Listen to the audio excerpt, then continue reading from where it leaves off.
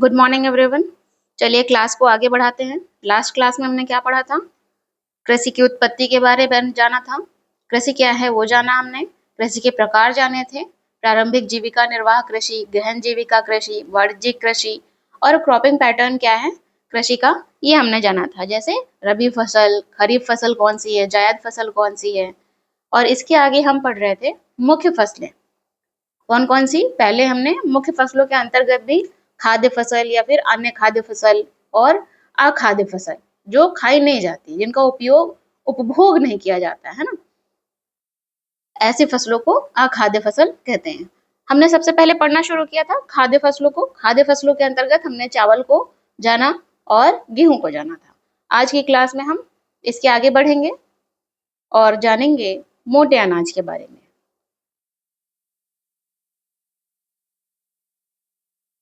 मोटे अनाज ये क्या है? खाद्य फसलें हैं।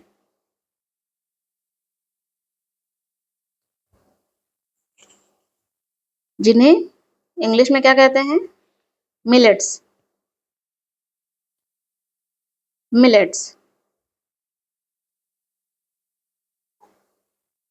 जो मोटा अनाज है, भारत में उगाए जाने वाले मोटे अनाज को यदि देखेंगे तो कौन कौन से हैं? ज्वार है, बाजरा है, रागी है ना, और भी कई सारे मोटे अनाज उगाए जाते हैं। मोटे अनाज में पोषक तत्वों की क्या होती है? अधिकता होती है। पोषक तत्वों की अधिकता होती है। न्यूट्रिएंट्स की अधिकता होती है। न्यूट्रिएंट रिच होते हैं, अधिकता होती है। जैसे रागी। रागी क्या है? मोटा अनाज है। रागी में बड़ी मात्रा में क्या पाया जाता है? आयरन। प्रचुर मात्रा में, अधिक मात्रा में या प्रचुर मात्रा में आयरन पाया जाता है। आयरन की मात्रा अधिक होती है। इसके अतिरिक्त कैल्शियम भी होता है इसमें, और सूक्ष्म पोषक तत्व भी इसमें पाए जाते हैं। किसमें? रागी में। रागी क्या है? मोटा अनाज है। और ये जो रागी है, ये शुष्क प्रदेशों की फसल है। मीन्स मोटे अनाज को उगाने के लिए अधिक सिंचाई की आवश्यकता नहीं होती है। बहुत अधिक पानी नहीं चाहिए, बहुत अधिक जल नहीं चाहिए, तो शुष्क प्रदेशों में भी उन्हें आसानी से उगाया जा सकता है। तो शुष्क प्रदेशों की फसल है। अगर आप रागी को देखेंगे तो का रागी के उत्पादक राज्य कौन से हैं? किन राज्यों में रागी का उत्पादन किया जाता है? उत्पादक राज्य भारत में किन राज्यों में रागी का उत्पादन किया जा रहा है? कर्नाटक, हिमाचल प्रदेश,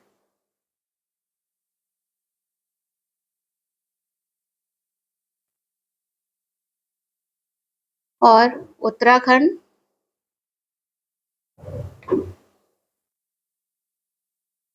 सिक्किम, झारखंड, अरुणाचल प्रदेश, इन क्षेत्रों में, इन राज्यों में इसका उत्पादन किया जाता है। किस तरह की मृदा में रागी उगाई जाती है? लाल मिट्टी में, काली मिट्टी में, बलुआ दोमट मिट्टी में, इन सभी मिट्टी में रागी उगाई जा सकती है। तो एक आध आप लिख सकते हैं, लाल मिट्टी, काली मिट्टी, बलुआ दोमट मिट्टी और उथली काली मिट्टी। तो यहाँ पर हमने रागी के बारे में समझ लिया है। अब बात करते हैं मोटे अनाज की। तो मोटे अनाज को क्षेत्रफल और उत्पादन की दृष्टि से देखेंगे मोटे अनाज में क्षेत्रफल और उत्पादन की दृष्टि से यदि देखेंगे तो जो ज्वार है, कौन सा मोटा अनाज? ज्वार। ये भारत की तीसरी फसल है। क्या है? भारत की तीसरी फसल है उत्पादन में और क्षेत्रफल के आधार पर। अधिकतर जो मोटे अनाज है ये आर्द्र क्षेत्रों में उगाए जाते हैं।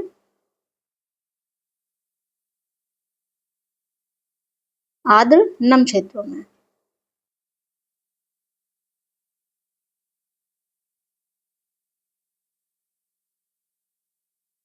और सिंचाई की आवश्यकता या विशेष सिंचाई की आवश्यकता नहीं होती है। थोड़ी बहुत नमी है उससे ही उत्पादन हो जाता है, आवश्यकता नहीं। और इसके उत्पादक राज्य कौन से हैं? प्रमुख उत्पादक राज्य महाराष्ट्र,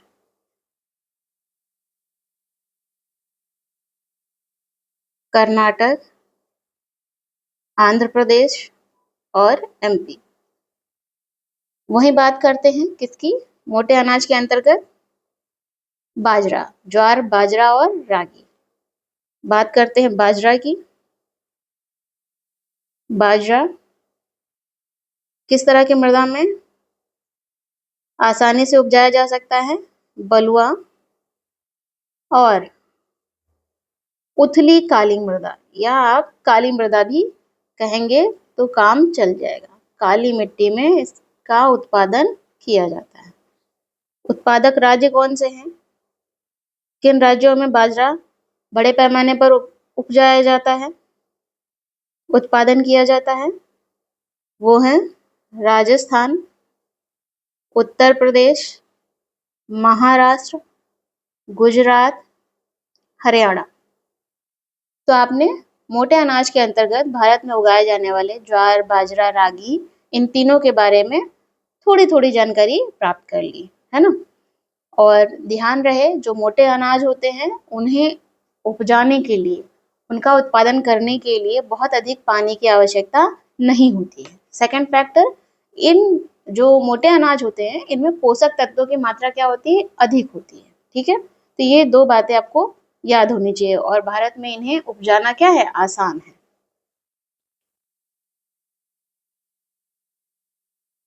नेक्स्ट, मक्का। नेक्स्ट फसल है खाद्य फसल मक्का,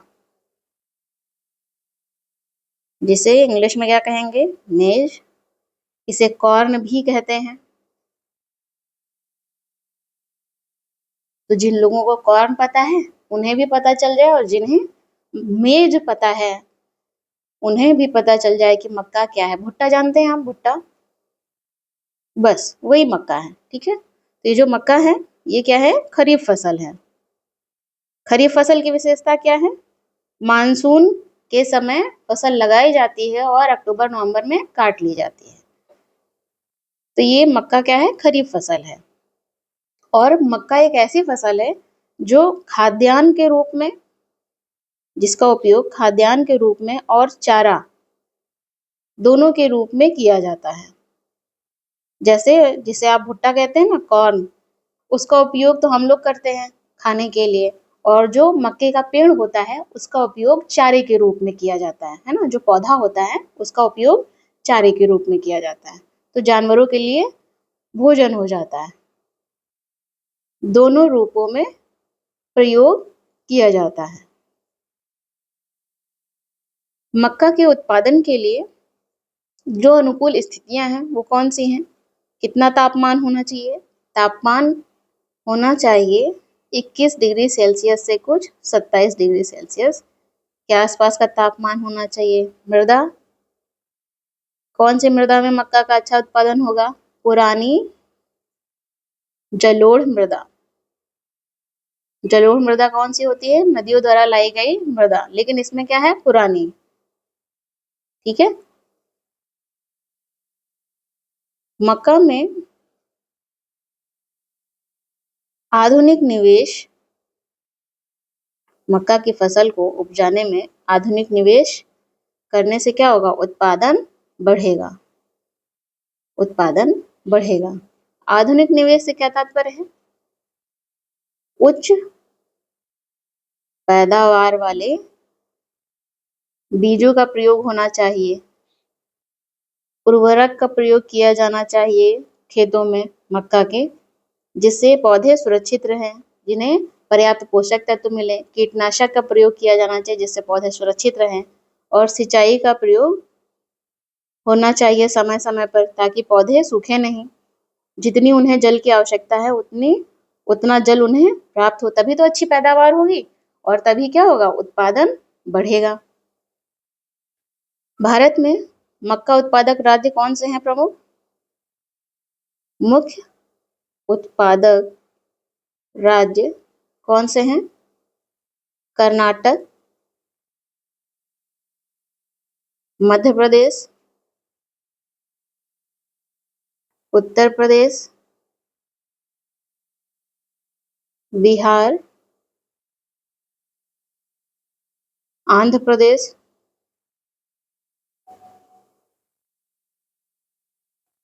और तेलंगाना।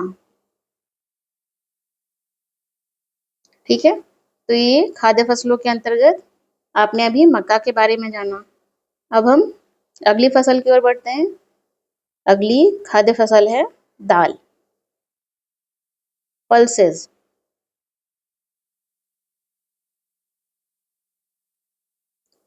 दाल को देखेंगे तो भारत दाल के मामले में, दाल के उत्पादन के लिए, उत्पादन के संदर्भ में देखेंगे और उपभोक्ता के संदर्भ, मतलब हम सबसे ज्यादा भारत जो है दाल का उत्पादन अधिक करता है, लेकिन उपभोक्ता भी भारत ही है, अर्थात खा भी भारत ही जाता है। ठीक है, कंज्यूम भी भारत ही सबसे अधिक करता है। तो हम उत्पादक भी सबसे ज्यादा हैं, उत्पादन भी करते हैं और उपभोक्ता भी हैं। ठीक है, तो भारत सबसे बड़ा उत्पादक और उपभोक्ता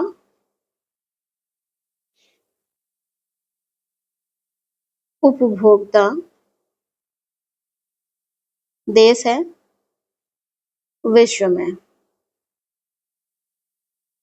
किस क्रम में? दालों के क्रम में। दालों का सबसे बड़ा उत्पादक और उपभोक्ता देश है। अगर आप शाकाहारी भोजन को देखेंगे तो क्या पाएंगे? शाकाहारी भोजन में सबसे अधिक प्रोटीन कहाँ से प्राप्त होती है? दाल से। सबसे अधिक प्रोटीन दाल से प्राप्त होती है, विशेषकर शाकाहारी भोजन। बात रेफरेंस पॉइंट ध्यान रहना चाहिए, शाकाहारी भोजन। दाल में कई सारी दाल के बारे में हम जानते हैं, जैसे तुअर की दाल है, उड़द की दाल है, कई तरह की दाल होती है ना। मूंग की दाल है, तुअर की दाल जिसे नहीं समझ में आ रही तो अरहर की दाल। क्या है? अरहर की दाल। अरहर की दाल भी किसी को समझ में नहीं आ रहा है तो पीली दाल। ठीक है, रंग से तो पहचान लेंगे ना आप, पीली दाल। ठीक है, येलो रंग की जो दाल होती है दैट इज तुअर दाल, अरहर दाल। मूंग दाल, मसूर दाल, मटर की दाल, चना दाल, ये सब क्या है? दाल है। तो मुख्य दलहनी फसलें कौन कौन सी हैं, इनके नाम हम लिख लेते हैं, तो हमें पता चल जाएगा कौन कौन सी दलहनी फसलें हैं। जैसे तूर, अरहर, अभी आपने जाना इसके बारे में, उड़द दाल, मूंग की दाल। पेट खराब होने पर अक्सर डॉक्टर रिकमेंड करते हैं मूंग की दाल की खिचड़ी खाइए, है ना। मसूर दाल, मटर, चना, ये सब दलहनी फसलें हैं। ये सब क्या है? दाल हैं। अगर किसी को कंफ्यूजन हो तो आप इसे याद रखेंगे। दाल के अंतर्गत भी इसमें से कुछ दाल रबी फसलें होंगी, अर्थात रबी मौसम जो होता है उसके समय उगाई जाती होंगी, और कुछ दाल ऐसी होंगी जो खरीफ फसल का जो टाइम पीरियड है उस समय उगाई जाती होंगी। तो ये प्रश्न बहुत बनता है एग्जाम्स में कि कौन सी इसमें से रबी फसल है या कौन सी दाल खरीफ फसल है। तो थोड़ा सा हम इसे डिफ्रेंशिएट कर लेते हैं। रबी फसलें दाल की, ठीक है, कौन कौन सी हैं? मटर और चना। रबी फसलें अर्थात शीत ऋतु में लगाई जाती हैं ये फसलें और ग्रीष्म ऋतु में काटी जाती हैं। रबी फसल का यही पैटर्न है। नेक्स्ट, खरीफ फसलें।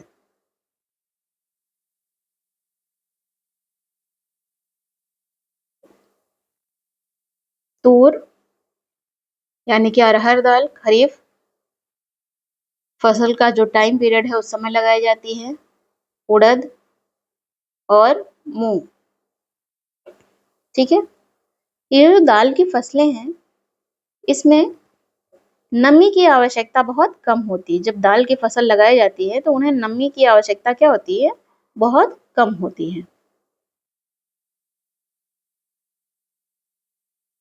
इसका क्या तात्पर्य हुआ? नमी की आवश्यकता कम है, सिंचाई की आवश्यकता कम है, तो हम कह सकते हैं इन्हें शुष्क परिस्थितियों में उगाया जा सकता है। हाँ, शुष्क परिस्थितियों में उगाया जा सकता है। सभी दालें, जितनी भी दालें अभी आपने जाना, ये सभी दालें क्या करती हैं? वायु से नाइट्रोजन लेकर, वायु से क्या लेती हैं? नाइट्रोजन लेकर भूमि की उर्वरता उर्वरता पोषक तत्वों को बनाए रखती हैं। तो दालों को लगाना अच्छी बात है, इससे क्या होगा? भूमि की उर्वरता भी बढ़ेगी। सभी दालों में ये गुण होता है, सिवाय इसके, किसके? अरहर की दाल को छोड़कर। अरहर को छोड़कर, तुअर की दाल को छोड़कर, शेष जितनी भी दाल है उनमें ये गुण होता है कि वायु से नाइट्रोजन लेकर भूमि की उर्वरा शक्ति को बनाए रखती है, उर्वरता को बनाए रखती है, अर्थात भूमि के जो पोषक तत्व हैं उन्हें बनाए रखती है। दाल उत्पादक राज्य कौन से हैं मुख्य? जिन राज्यों में दाल का उत्पादन बड़े पैमाने पर किया जाता है? मध्य प्रदेश,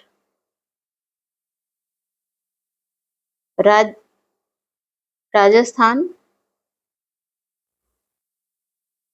महाराष्ट्र, उत्तर प्रदेश और कर्नाटक। इन राज्यों में दालों का उत्पादन बड़े पैमाने पर किया जाता है। अब हम अन्य खाद्य फसलों को देखेंगे जो अनाज नहीं है, ठीक है, उन्हें खाया जाता है पर वो अनाज नहीं है, दैट इज अन्य खाद्य फसल के अंतर्गत उन्हें रखा गया है। तो अन्य खाद्य फसल या फसलें, अन्य खाद्य फसलें, इसके अंतर्गत पहला टॉपिक है गन्ना। गन्ने को इंग्लिश में क्या कहते हैं? शुगर केन,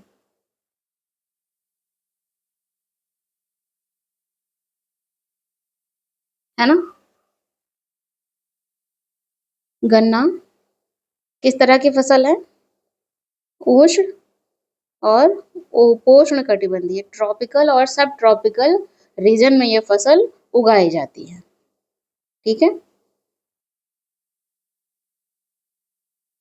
और इसके बारे में जिस किसी को लग रहा होगा कि ये कब उगाई जाती है, तो ध्यान रखिए कि आपने पहले ही पढ़ा है कि गन्ने की जो फसल है उसे तैयार होने में 1 वर्ष लगभग लग जाता है ना। 1 वर्ष का समय लगता है। हम पहले इसे नोट करके एक पॉइंट बनाकर जान चुके हैं। गन्ने के उत्पादन के लिए तापमान कितना होना चाहिए? कुछ 21 डिग्री सेल्सियस से 27 डिग्री सेल्सियस के आसपास। और वर्षा कितनी होनी चाहिए? 75 सेंटीमीटर से 100 सेंटीमीटर के मध्य। तो कैसी जलवायु हुई? गन्ना फसल के उत्पादन के लिए उष्ण और आर्द्र जलवायु, कैसी? आर्द्र नमी युक्त जलवायु चाहिए। आर्द्र जलवायु, क्लाइमेट कैसा होना चाहिए? उष्ण और आर्द्र। कई क्षेत्र ऐसे होंगे जहां वर्षा कम होती होगी, है ना? हमने पढ़ाई करते समय जाना है। तो जहां पर वर्षा कम होती है, कम वर्षा वाले क्षेत्र हैं, वहां पर गन्ना का उत्पादन सिंचाई द्वारा किया जाता है, सिंचाई के माध्यम से किया जाता है। गन्ने की फसल के उत्पादन में शारीरिक श्रम की आवश्यकता अधिक होती है। शारीरिक श्रम की जो आवश्यकता है वो अधिक होती है। सबसे बड़ा उत्पादक कौन है गन्ने का विश्व में?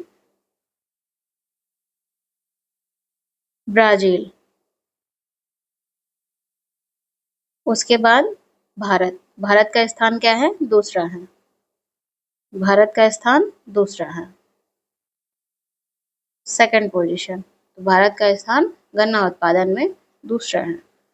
गन्ने से क्या क्या बनाते हैं? गन्ने से बनाते हैं, गन्ने की मदद से क्या क्या बनाते हैं या उपयोग करते हैं? कौन कौन सी खाद्य सामग्री बनाते हैं? जैसे चीनी, गुड़, खंडसारी, सीरा, ये सब बनाया जाता है। और अगला चरण है, गन्ना उत्पादक राज्य कौन से हैं भारत में प्रमुख तौर पर? तो उत्तर प्रदेश, महाराष्ट्र, कर्नाटक, तमिलनाडु, आंध्र प्रदेश, तेलंगाना। तेलंगाना कब शामिल हुआ है भारत में एक राज्य के तौर पर? 2014 में। चेक करके बताइएगा। बिहार, पंजाब और हरियाणा, इन राज्यों में गन्ने का उत्पादन बड़े पैमाने पर होता है। ठीक है, तो इस तरह से हमने गन्ना के बारे में भी जो अन्य खाद्य फसल के अंतर्गत है हमने जान लिया। नेक्स्ट है तिलहन। नेक्स्ट टॉपिक है तिलहन, ऑयल सीड्स। ऑयल सीड्स, तेल की बात करें तो भारत जो है दूसरा सबसे बड़ा उत्पादक देश है। भारत दूसरा सबसे बड़ा उत्पादक देश है। तो भारत से बड़ा कौन है? कहाँ पर विश्व में कहाँ पर सबसे ज्यादा उत्पादन होता है तिलहन का? ब्रैकेट में लिख लो, चीन। चीन के बाद भारत दूसरा सबसे बड़ा उत्पादक है और ये आंकड़े 2015 के हैं। ठीक है, भारत के 12% भाग पर ही तिलहन की फसलें लगाई जाती हैं। भारत के 12% भाग पर ही तिलहन फसलें लगाई जाती हैं। तिलहन फसलें कौन कौन सी हैं? मुख्य तिलहन ऑयल की फसलें कौन कौन सी हैं? कई बार तो इसमें भी कंफ्यूजन होता है ना? तो पहले इनके नाम जान लेते हैं, कौन कौन सी फसल तिलहन में आती है। जैसे मूंगफली, मूंगफली को क्या हम तिलहन फसलें मानते हैं जिससे तेल निकलता हो और उसका उपयोग किया जाता है? चलिए, मानते तो हैं कुछ लोग, लेकिन कुछ को कंफ्यूजन भी है। मूंगफली, मूंगफली क्या है? एक खरीफ फसल है। क्या है? खरीफ फसल है। आपने देखा होगा मूंगफली आपको कब खाने को मिलती है? ठंडी के मौसम में खाने को मिलती है। और मूंगफली के जो उत्पादक राज्य हैं, किन राज्यों में मूंगफली सबसे अधिक उपजाई जाती है, वो कौन से राज्य हैं? गुजरात, राजस्थान, तमिलनाडु और महाराष्ट्र। इन राज्यों में मूंगफली का उत्पादन बड़े स्तर पर होता है। ठीक है, ये हुआ मूंगफली। एक तिलहन फसल है मूंगफली। सेकंड, सरसों। ठीक है, सरसों। थर्ड, नारियल। नारियल तेल या नारियल पानी जो आप पीते हैं उससे तेल भी निकलता है। ठीक है, जब नारियल पक जाता है उसके बाद। फोर्थ, तिल। तिल ठंडी के दिनों में आप लोगों ने देखा होगा एक त्योहार मनाया जाता है जिसे तिल का त्योहार कहते हैं। काली तिल, सफेद सफेद तिल जिनके लड्डू बनाए जाते हैं, है ना, वही तिल है ये। और इसी तिल से तेल भी निकाला जाता है। तो ये जो तिल है उत्तर भारत में क्या है? खरीफ फसल है। अर्थात उत्तर भारत में ये खरीफ के मौसम में लगाया जाता है। और यही तिल दक्षिण भारत में रबी के मौसम में लगाया जाता है। यानी रबी फसल है। रबी फसल की जो टाइम लाइन है उस टाइम पर लगाया जाता है। और खुद तिल, सॉरी, ठीक है, तो उत्तर भारत में तिल क्या है? खरीफ की फसल है और दक्षिण भारत में रबी फसल है। आगे बढ़ते हैं। इसके अतिरिक्त तिलहनी फसल कौन सी है? सोयाबीन। सोयाबीन। सोयाबीन भी क्या है? एक खरीफ फसल है। खरीफ फसल है। इसके अतिरिक्त तिलहनी फसल के अंतर्गत और कौन सा आएगा? अलसी। इससे भी तेल का उत्पादन किया जाता है। बिनौला।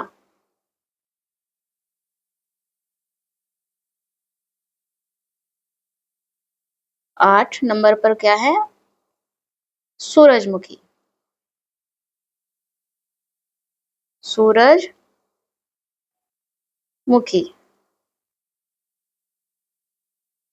सूरजमुखी से भी क्या निकाला जाता है?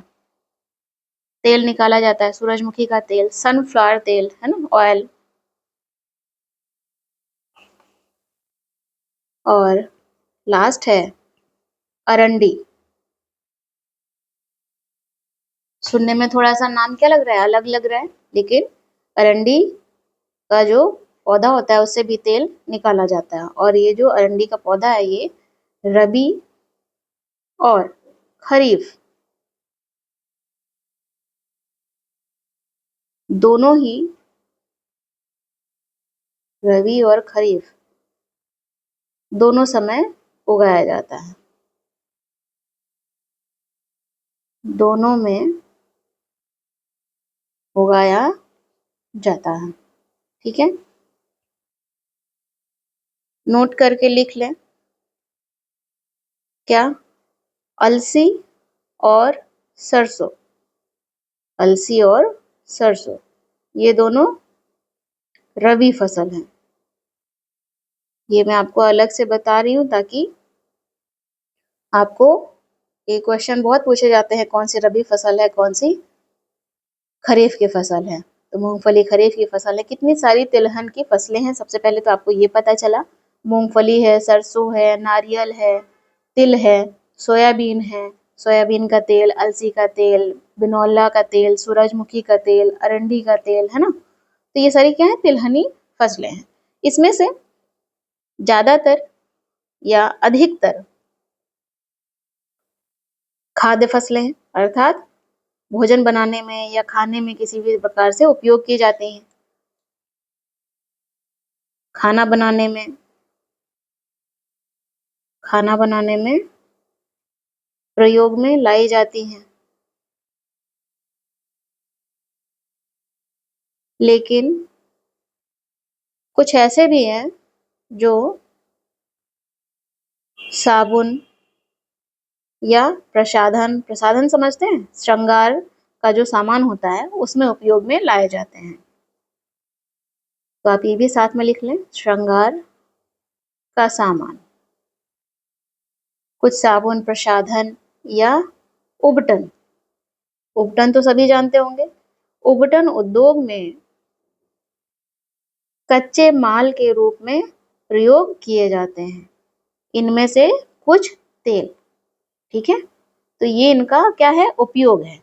ऑयल सीड्स का उपयोग है। ज्यादातर तो खाद्य फसलें अर्थात उनका खाने में उपयोग किया जाता है, चाहे सरसों का तेल हो, मूंगफली का हो, नारियल का हो, सोयाबीन का हो, ये सभी तेल खाने में उपयोग किए जाते हैं। लेकिन इनमें से ही कुछ का उपयोग साबुन बनाने में, श्रृंगार का सामान बनाने में, उपटन बनाने में, कच्चे माल के तौर पर उद्योगों में उपयोग किया जाता है। ठीक है, इसी के साथ आगे बढ़ते हैं अन्य खाद्य फसल के अंतर्गत। अगली फसल है चाय, टी, जो हम सभी प्रतिदिन सुबह क्या करते हैं, पीते हैं, जिससे हमारे दिन की शुरुआत होती है। टी, चाय किसका उदाहरण है, रोपड़ कृषि का। रोपड़ कृषि का उदाहरण है। और रोपड़ कृषि आपने जाना था कॉमर्शियल क्रॉप वाणिज्यिक फार्मिंग के अंतर्गत आती है। चाय एक पेय पदार्थ है। पेय पदार्थ पिया जाता है, हम पीते हैं। पेय पदार्थ फसल है। चाय को भारत में अंग्रेज लेकर आए थे। अंग्रेज भारत में लाए थे। चाय का जो पौधा है वो उष्ण, उष्ण, उपोष्ण कटिबंधीय जलवायु में, कटिबंधीय जो जलवायु है, ट्रॉपिकल और सब ट्रॉपिकल जलवायु में उगाया जाता है। और इसके साथ ही ह्यूमस, जीवाश्म युक्त मृदा, जीवाश्म युक्त गहरी मिट्टी, मिट्टी कैसे चाहिए, जीवाश्म युक्त होनी चाहिए, उसमें ह्यूमस होना चाहिए। इसके अतिरिक्त सुगम जल निकास हो, मतलब पानी आसानी से निकल जाए, पानी रुकना नहीं चाहिए। ऐसे क्षेत्रों में चाय के पौधों को लगाया जाता है, चाय के बागान लगाए जाते हैं निकास वाले क्षेत्रों में। इन्हें उगाने के लिए, जो चाय के पौधे हैं, इन्हें उगाने के लिए वर्ष भर उष्ण या उष्ण एक ही बात है, ठीक है, नम और पाला रहित जलवायु की आवश्यकता होती है। पाला रहित जलवायु की आवश्यकता होती है। पाला रहित जलवायु की आवश्यकता किसी एक और फसल को होती है, याद है आपको, कपास को, उसे भी पाला रहित समय चाहिए होता है।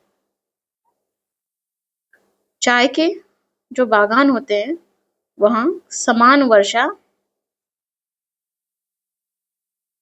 वर्ष भर, एक समान रूप से जो हल्की हल्की वर्षा वहां वर्ष भर होती रहती है, वो चाय की पौधों की जो कोमल पत्तियां हैं उनके विकास में क्या करती है, सहायता करती है, के विकास में सहायक है। जो चाय के बागान हैं, चाय की पत्तियों को तोड़ना होता है और उन्हें तोड़ने के लिए लोग चाहिए अर्थात श्रम चाहिए। तो ये उद्योग कैसा है, श्रम सघन उद्योग है। श्रम सघन उद्योग है। चाय की ताजगी बनी रहे इसके लिए चाय के बागान में ही चाय की पत्तियों को तोड़ा जाता है, ठीक है। श्रम सघन उद्योग है, इसमें भी श्रम कैसा चाहिए, सस्ता और कुशल। श्रम सस्ता हो और कुशल हो। कुशल श्रम होना चाहिए। चाय उत्पादक राज्य कौन से हैं भारत में? मुख्य उत्पादक राज्य या क्षेत्र जैसे असम,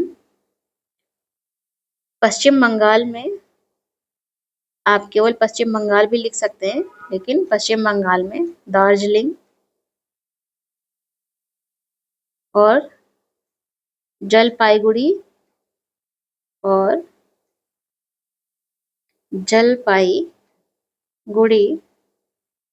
जिलों की पहाड़ियों पर चाय के बागान हैं। तो पश्चिम बंगाल में दार्जिलिंग टी बहुत ही फेमस है, इसे जीआई टैग सबसे पहले दिया गया था, तो इसे याद रखेंगे। इसके अतिरिक्त तमिलनाडु, तमिलनाडु में भी बड़े पैमाने पर उत्पादन होता है। केरल,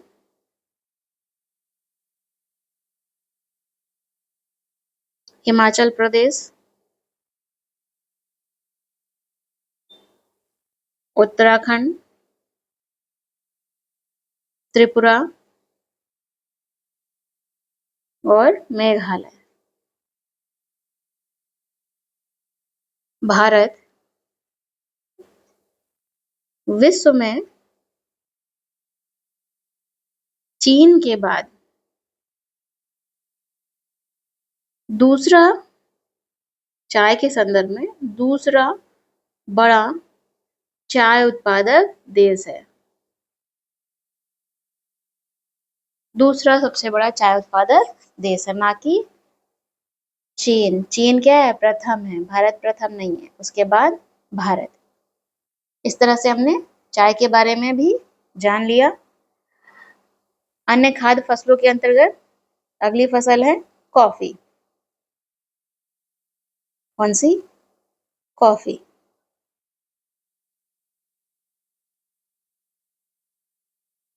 ठीक है, कॉफी के बारे में हम कुछ जाने उससे पहले हम जान लेते हैं कॉफी की खोज किसने की। कॉफी की खोज को लेकर एक कहानी प्रचलित है। कॉफी की खोज को लेकर क्या है कहानी? लगभग 850 ईस्वी में, लगभग 850 ईस्वी में काल्दी नाम का एक अरबवासी था। कौन था? काल्दी। ये क्या था? अरबवासी था, अर्थात अरब में निवास करता था। अरब क्षेत्र में निवास करने वाले को अरबवासी कहेंगे। ठीक है, नाम क्या था? काल्दी। ये अपनी बकरियां चराने जाता था। इसके पास क्या थी? बकरियां थी, तो ये अपनी बकरी चराने के लिए जाता था। बकरी चराने के लिए जाता था। ये इसने देखा, काल्दी ने क्या देखा कि इसकी जो बकरियां हैं अलग तरह की उछल कूद और हरकतें करती हैं, व्यवहार करती हैं। उसे देखकर इसके मन में भी आया, काल्दी के मन में, कि क्यों ना मैं भी उसका एक बार स्वाद लूं कि आखिर क्या चीज है जो बकरियां खा रही हैं और उसके बाद उनका व्यवहार क्या हो रहा है? बदल जा रहा है। तो इसने भी, काल्दी ने भी क्या किया? जिन पत्तियों को बकरियां खाती थी, पत्तियों को, फलों को, उसे इसने खाया, है ना? किसने? काल्दी ने। तो जो पौधा था, सदाहरित पौधा की जो फलियां थी, फलियों को चख कर देखा। किसने? काल्दी ने, है ना? और फिर इसके बाद काल्दी को क्या लगा? बहुत आनंद की अनुभूति हुई, बहुत ही आनंद प्राप्त हुआ, बहुत अच्छा अनुभव किया उसने। और इन्हीं को इसकी बकरियां खाकर क्या रहती थी? बहुत खुश रहती थी, अलग तरह से उछल कूद करती थी, हरकतें करती थी। तो काल्दी को आनंद का अनुभव हुआ, आनंद का अनुभव हुआ। इसके बाद काल्दी ने क्या किया? अन्य लोगों को बताया। तो इस तरह से कॉफी की खोज हुई। फिर अन्य लोगों को बताया। ठीक है, तो ये कॉफी की खोज को लेकर एक छोटी सी कहानी है जो काफी प्रचलित है। अब हम भारत की बात करते हैं। भारत की ये कॉफी है अरेबिका कॉफी। भारत में एक कॉफी का उत्पादन होता है अरेबिका कॉफी। अरेबिका कॉफी जो विश्व प्रसिद्ध है। क्या है ये अरेबिका कॉफी? विश्व प्रसिद्ध है। बहुत स्वादिष्ट होती है अरेबिका कॉफी। इसमें स्वाद बहुत होता है, फ्लेवर, स्मेल बहुत अच्छी होती है। अरेबिका कॉफी कहाँ से लाई गई थी? यमन से। भारत में यमन से लाई गई थी। और इसकी मांग, इस कॉफी की मांग क्या है? अधिक है। कहाँ? विश्व में। विश्व के स्तर पर इस कॉफी की मांग, अरेबिका कॉफी की मांग विश्व में बड़े स्तर पर है। भारत में कॉफी की शुरुआत कहाँ से देखने को मिलती है? बाबा बुदन पहाड़ी से। शुरुआत कहाँ से देखने को मिलती है? बाबा बुदन पहाड़ी से। कॉफी की जो कृषि है किन क्षेत्रों में की जाती है? भारत में नीलगिरी की पहाड़ियों के आसपास। पहाड़ियों के आसपास। क्या कोई और भी कॉफी होती है? हाँ, अरेबिका के अलावा एक और कॉफी है, रोबस्टा। ठीक है, भारत में लेकिन अरेबिका कॉफी, भारत की जो अरेबिका कॉफी है वो बहुत फेमस है। तो ये जो कॉफी है ये नीलगिरी की पहाड़ियों के आसपास उगाई जाती है। कर्नाटक में, केरल में, तमिलनाडु में। तमिलनाडु में इसका उत्पादन किया जाता है। उत्पादन किया जाता है। अगला है अन्य खाद्य फसल के अंतर्गत बागवानी फसलें।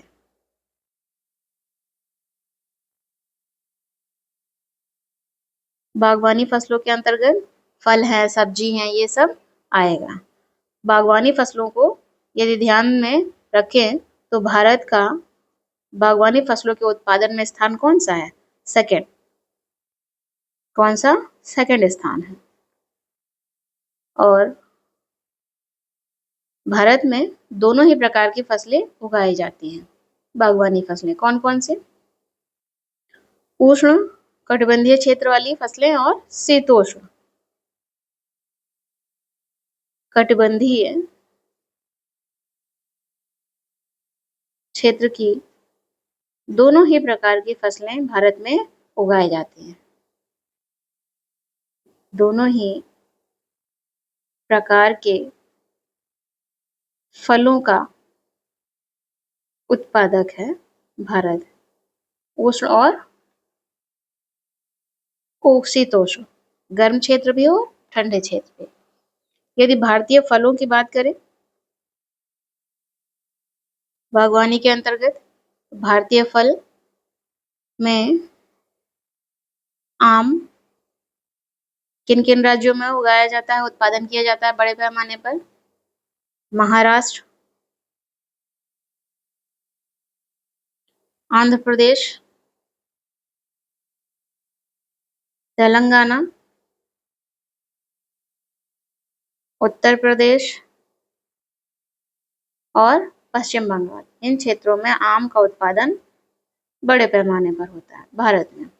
वहीं बात करें संतरा की, कौन से क्षेत्र हैं जहां पर ऑरेंज का उत्पादन किया जाता है? नागपुर, चेरापूंजी। चेरापूंजी कहाँ है? मेघालय में। नेक्स्ट, कौन सा फल? केला। केला का उत्पादन केरल में, मिजोरम में, महाराष्ट्र में और तमिलनाडु में। इन क्षेत्रों में बड़े पैमाने पर होता है। नेक्स्ट बात करते हैं लीची की। लीची का उत्पादन करने वाले कौन से राज्य हैं भारत में? उत्तर प्रदेश और बिहार।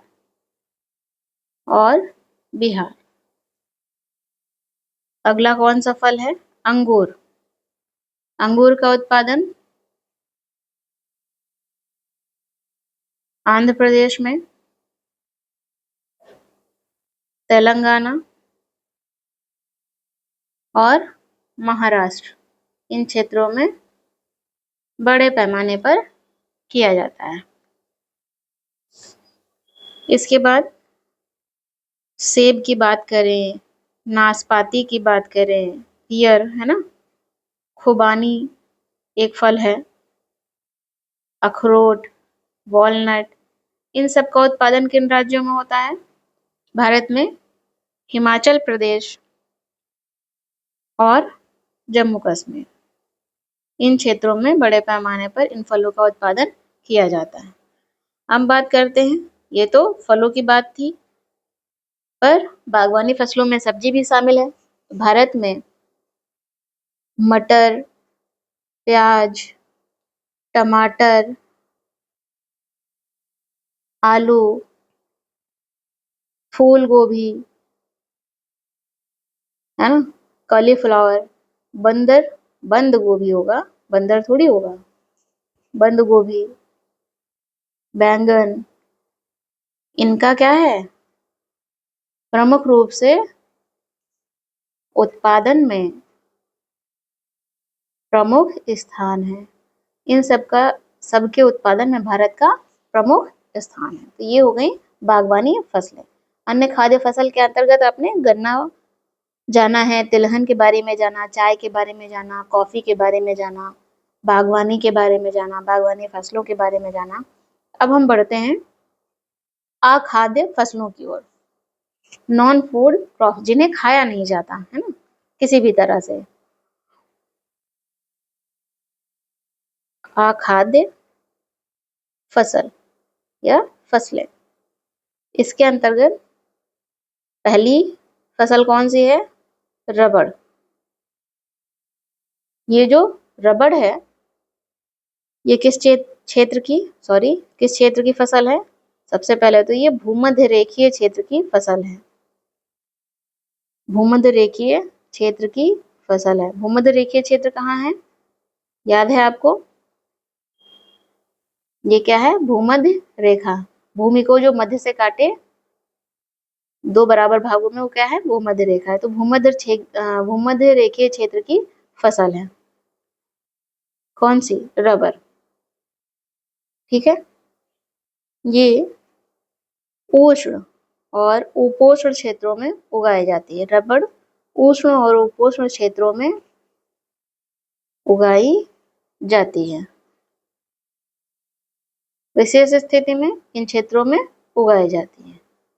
ठीक है। रबड़ के उत्पादन के लिए वर्षा कितनी होनी चाहिए?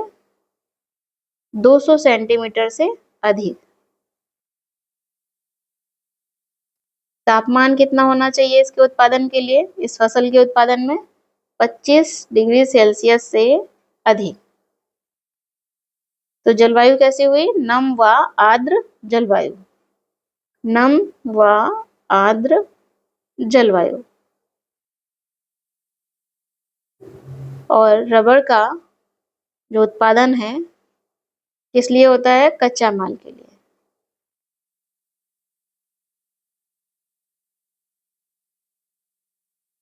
कच्चा रबड़ क्या है? एक कच्चा माल है। किसके लिए? उद्योगों के लिए। उद्योगों के लिए। भारत में रबड़ का उत्पादन किन क्षेत्रों में किया जाता है? भारत में कहाँ उगाया जाता है? एक ही बात है, ठीक है। कहाँ उगाया जाता है? केरल में, तमिलनाडु में, कर्नाटक में, अंडमान निकोबार द्वीप समूह पर, अंडमान निकोबार द्वीप समूह पर और मेघालय में। मेघालय में भी विशेष कहाँ? गारो पहाड़ियां पर। कौन सी पहाड़ी? गारो पहाड़ी पर। ठीक है, तो इस तरह से आपने रबड़ फसल के बारे में जाना जो कि नॉन फूड क्रॉप्स है। अब हम आगे बढ़ते हैं। अखाद्य फसल के अंतर्गत अगली फसल है रेशेदार फसलें, फाइबर क्रॉप्स। रेशेदार फसलें, फाइबर क्रॉप्स। फाइबर क्रॉप्स, जो फाइबर क्रॉप्स है इसके अंतर्गत 4 फसलें हैं, 4 मुख्य फसलें हैं। कौन सी 4 फसलें हैं? फर्स्ट कपास। कपास क्या है? फाइबर क्रॉप है। Second jute. थर्ड सन। फोर्थ प्राकृतिक रेशम। प्राकृतिक रेशम। तो जो कपास है, जूट है और सन है, ये क्या है? ये फसलें मिट्टी में फसल के तौर पर जैसे फसल उगाई जाती है वैसे ही उगाई जाती हैं। अलग से लिख ले, कपास, जूट और सन, ये मिट्टी में फसल उगाने से प्राप्त होती हैं। फसल उगाने से प्राप्त होती हैं ये फसलें। कौन कौन सी? कपास, जूट और सन। वहीं बात करें प्राकृतिक रेशम की, तो ये प्राकृतिक रेशम जो है ये कीड़े से प्राप्त होता है। इससे कीड़े से प्राप्त होता है ये फाइबर। कौन सा कीड़ा? ये कीड़ा मलबरी पेड़ की हरी पत्तियों पर पाला जाता है। हरी पत्तियों पर पाला जाता है। मलबरी शहतूत। और रेशम उत्पादन के लिए, रेशम उत्पादन के लिए रेशम के कीड़ों का, रेशम के कीड़ों को पाला जाता है या उनका पालन किया जाता है। तो कीड़ों का जो पालन है वो क्या कहलाता है? रेशम के कीड़ों का पालन क्या कहलाएगा? सेरीकल्चर कहलाता है। सेरीकल्चर। ठीक है, क्यों पाल रहे हैं? रेशम के लिए। अब हम आते हैं रेशेदार फसलों के अंतर्गत कपास और जूट के बारे में जानते हैं। कपास, इंग्लिश में इसे क्या कहते हैं? कॉटन।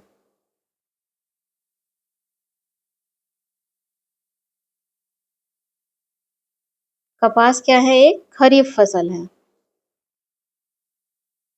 कपास एक खरीफ फसल है। खरीफ फसल की क्या मुख्य लक्षण है या पहले से जानते हैं। कपास को व्हाइट गोल्ड कहते हैं। क्या कहते हैं? व्हाइट गोल्ड, सफेद सोना।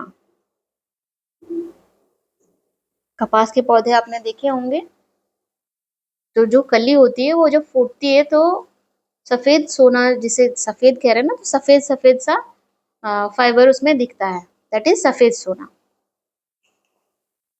भारत को कपास के पौधे का मूल स्थान मानते हैं।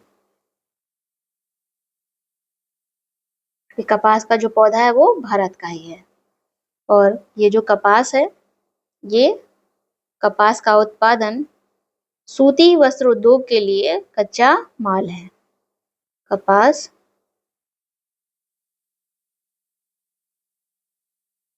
सूती वस्त्र उद्योग के लिए क्या है? कच्चा माल है। इसके बिना सूत नहीं बनेंगे। कपास के उत्पादन में, अगर उत्पादन की बात करें, विश्व में भारत का तीसरा स्थान है। कौन सा? तीसरा स्थान है, थर्ड स्थान है। कपास का उत्पादन किस मृदा में किया जाता है? कौन सी मिट्टी में कपास उपजाया जाता है? कौन सी मृदा उसके लिए उपयुक्त है? तो मृदा है काली मृदा, काली मिट्टी। आपको याद होगा काली मिट्टी का एक नाम और है काली कपास मृदा, अर्थात कपास के लिए सबसे उपयुक्त मृदा कौन सी है? काली मृदा, काली मिट्टी। जो दक्कन पठार के, ये मिट्टी कहाँ मिलती है? भारत में दक्कन पठार के शुष्क तर भागों में पाई जाती है। कपास को उगाने की स्थितियां क्या हैं? अनुकूल स्थितियां उगाने के लिए, अनुकूल स्थितियां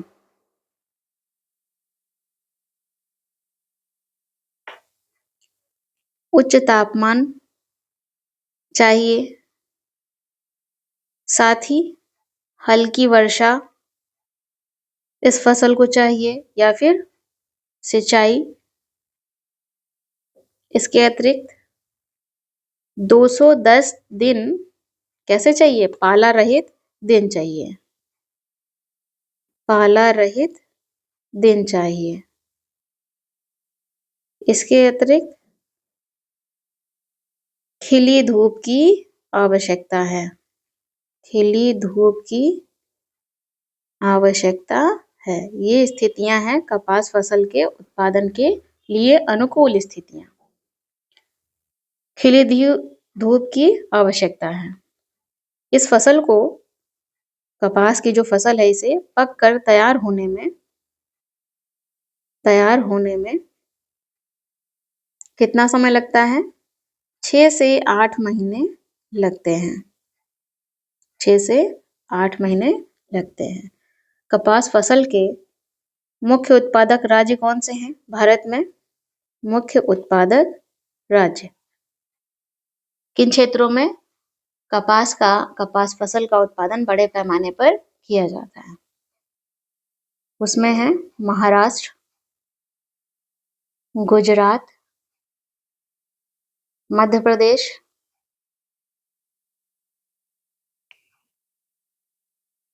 कर्नाटक, आंध्र प्रदेश, तेलंगाना, तमिलनाडु आदि, है ना। तो इन क्षेत्रों में कपास का बड़े पैमाने पर उत्पादन किया जाता है। अगला फाइबर कौन सा है? जूट।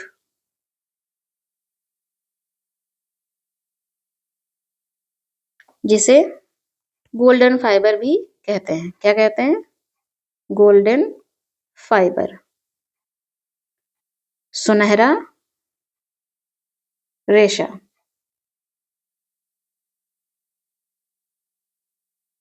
जूट के उत्पादन के लिए अनुकूल स्थितियां क्या हैं? तापमान कितना होना चाहिए? उच्च तापमान, भारी वर्षा, आर्द्र जलवायु की, अर्थात आर्द्र जलवायु की आवश्यकता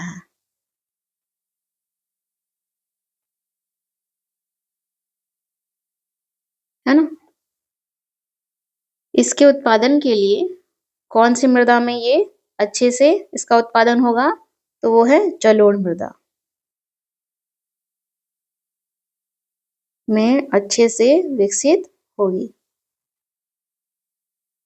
जलोढ़ मृदा क्या है? बाढ़ के मैदानों में जल निकास वाली जो, या बाढ़ के मैदान में जो मृदा आती है वही मृदा क्या है? जलोढ़ मृदा, जिसमें उर्वरक तत्व बहुत बड़ी मात्रा में पाए जाते हैं। और हर वर्ष बाढ़ आती है तो नई मिट्टी के साथ ये पोषक तत्व वाली मिट्टी आ जाती है, उसमें उत्पादन क्या होता है? बहुत अच्छा होता है।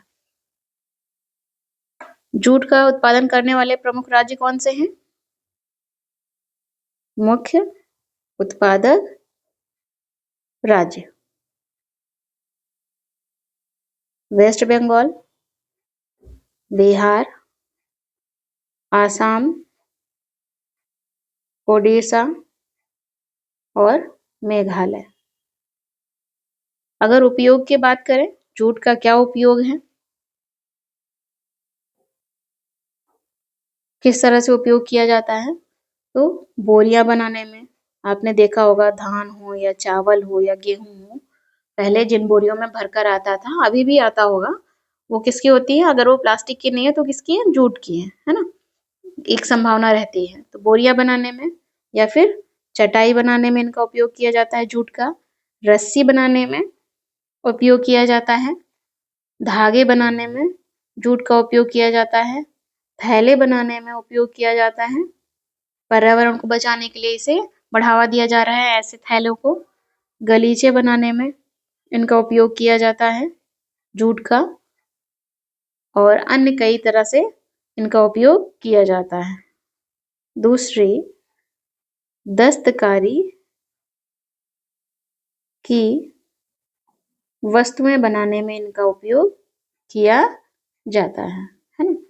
इसे बनाने में क्या होता है, जूट के ये जो सामान आपने देखे, इन्हें बनाने में क्या होता है, लागत अधिक लगती है। बनाने में लागत अधिक लगती है, और जब लागत अधिक लगेगी तो क्या होगी, मांग कम होगी इन बोरियों की, चटाई की, रस्सियों की। इसके साथ ही कृत्रिम रेशे, आर्टिफिशियल रेशे भी बाजार में उपलब्ध हैं। कृत्रिम रेशे जैसे नायलॉन, और इनके कारण जो वस्तु इनसे बनती है उसकी कीमत क्या होती है, कम होती है। कीमत कम होती है।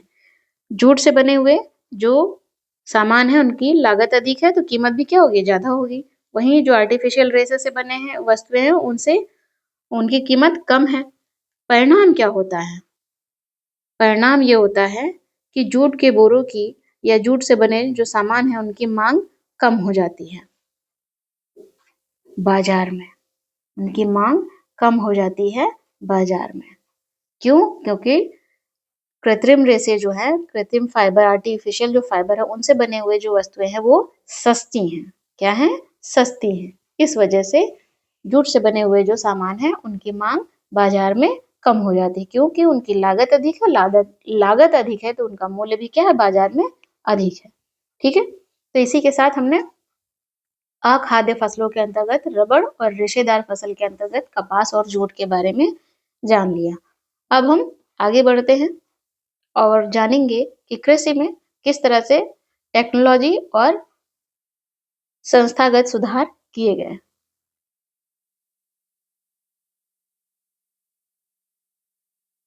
प्रौद्योगिकी और संस्थागत सुधार। Technological and institutional reform. ठीक है, भारत आज से कृषि नहीं कर रहा है, हजारों वर्षों से भारत में कृषि हो रही है। भारत क्या है? कृषि प्रधान देश है। भारत में कृषि हजारों वर्षों से हो रही है, तो भारत क्या है? कृषि प्रधान देश है। हजारों वर्षों से हो रही है, लेकिन आज के समय में देखेंगे तो जो प्रौद्योगिकी और संस्थागत सुधार के स्तर पर टेक्नोलॉजी और इंस्टीट्यूशन के अभाव में कृषि का जो विकास है, कहीं ना कहीं देखने को क्या मिलेगा, अवरुद्ध हो गया है, रुक गया है। क्यों रुक गया है? इसलिए कि प्रौद्योगिकी के स्तर पर अगर देखेंगे, प्रौद्योगिकी के स्तर पर तो खेत में नई और आधुनिक मशीनों को अपनाना होगा, है ना। सुधार किया गया है। खेत में नई मशीन या तकनीक या आधुनिक तरीके को अपनाना होगा। जैसे ट्रैक्टर है, बीज बोने की मशीन है, जो कि ट्रैक्टर है, बीज बोने की मशीन है, हार्वेस्टर है। हार्वेस्टर काटने का काम करता है फसल को, है ना। सिंचाई है। हार्वेस्टर, आपने फसल लगाई, किसान ने क्या किया, खेत में फसल लगाई, है ना। किसान यदि उस फसल को स्वयं काटेगा तो 4 से 5 दिन लग सकते हैं। यदि आपने हार्वेस्टर की मदद ले ली, किसान ने हार्वेस्टर की मदद ले ली, तो क्या होगा, फसल तुरंत कट जाएगी और खेत खाली हो जाएगा। तो खेत पर आगे जो प्रक्रिया करनी है उसके लिए उसे समय मिल जाएगा। तो तकनीकी का प्रयोग होना चाहिए। और सिंचाई, सिंचाई की बात करें तो सिंचाई के साधनों का विकास होने के बाद भी किसान अभी भी क्या करते हैं, सिंचाई के साधनों का विकास होने के बाद भी, विकास होने के बाद भी किसान कृषि में या फिर खेती में, खेती कैसे करते हैं, मानसून आधारित खेती करते हैं और भूमि की जो प्राकृतिक उर्वरता होती है उस पर ही निर्भर रहते हैं। मानसून, किसान मानसून और भूमि की प्राकृतिक उर्वरता पर निर्भर रहते हैं, निर्भर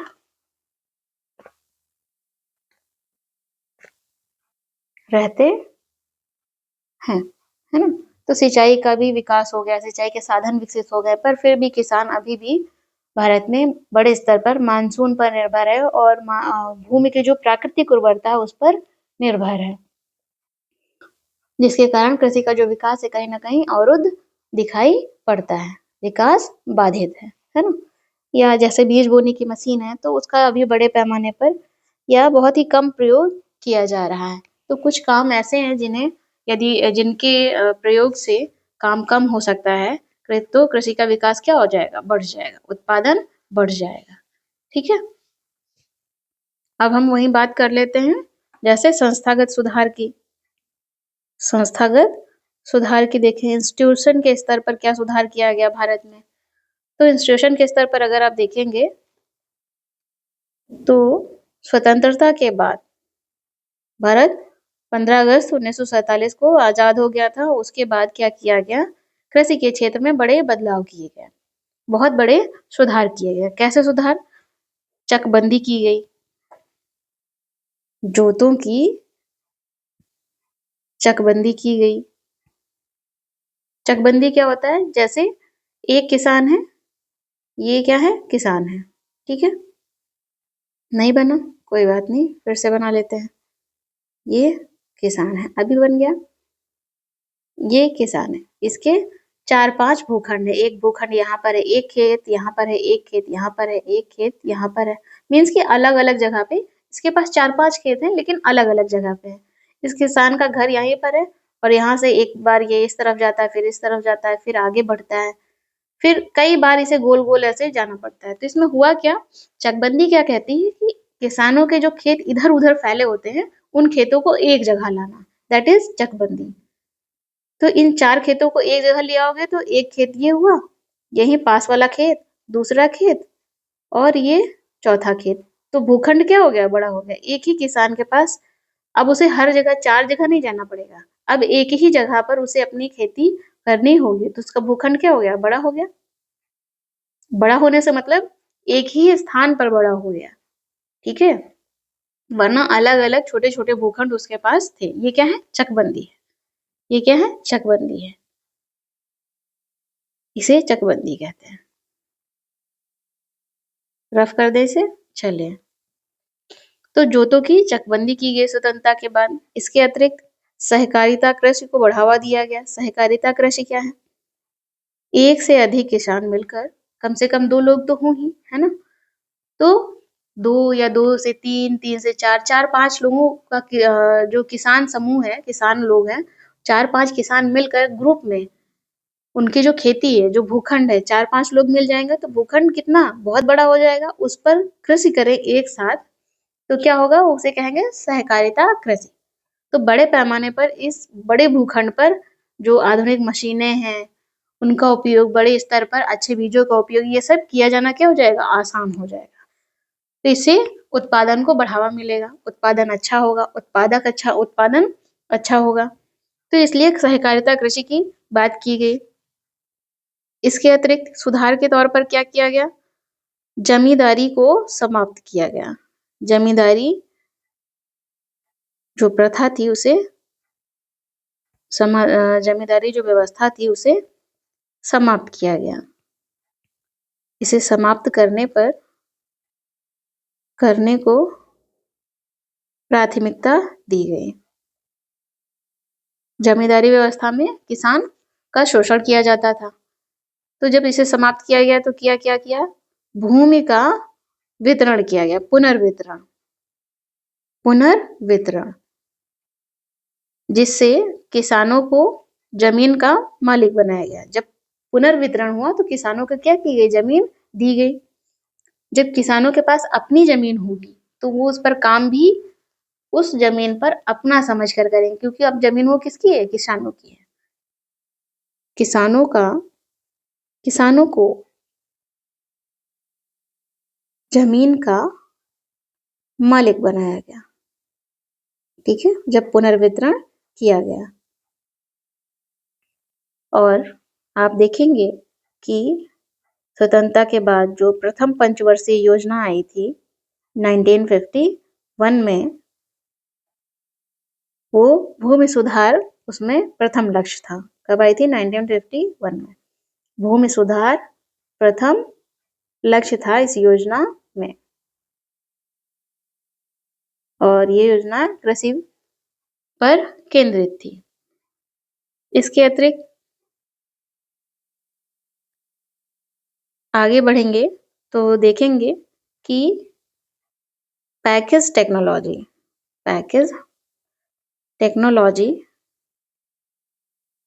पर आधारित कुछ सुधार किए गए। कैसे सुधार? जैसे हरित क्रांति 1960 के दशक में इसकी शुरुआत हुई थी। हरित क्रांति किससे जुड़ा हुआ है? खाद्यान्न उत्पादन को बढ़ाने से। खाद्यान्न उत्पादन को बढ़ाना, हरित क्रांति इससे जुड़ा हुआ है। खाद्यान्न उत्पादन बढ़ना चाहिए, है ना? इसके अतिरिक्त श्वेत क्रांति की शुरुआत की गई कृषि के स्तर पर। श्वेत क्रांति अर्थात ऑपरेशन फ्लड। अभी भी समझ नहीं आया तो ये दूध से जुड़ा हुआ है। दूध के उत्पादन को बढ़ाने के लिए, मिल्क प्रोडक्शन,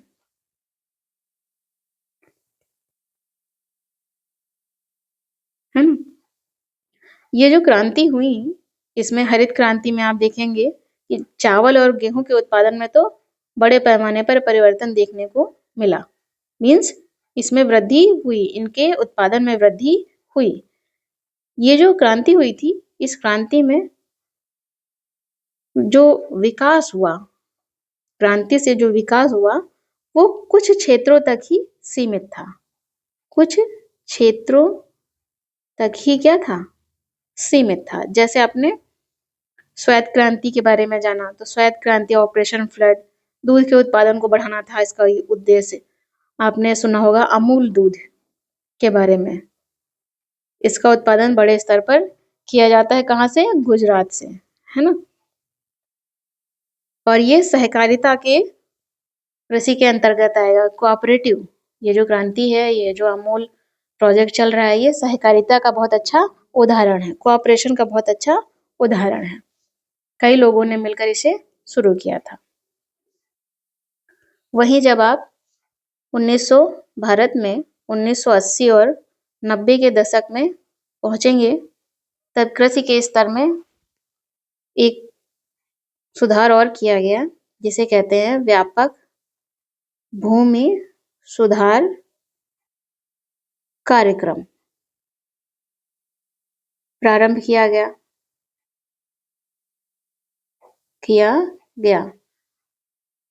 इस कार्यक्रम के माध्यम से संस्थागत और तकनीकी सुधार किए गए। कैसे?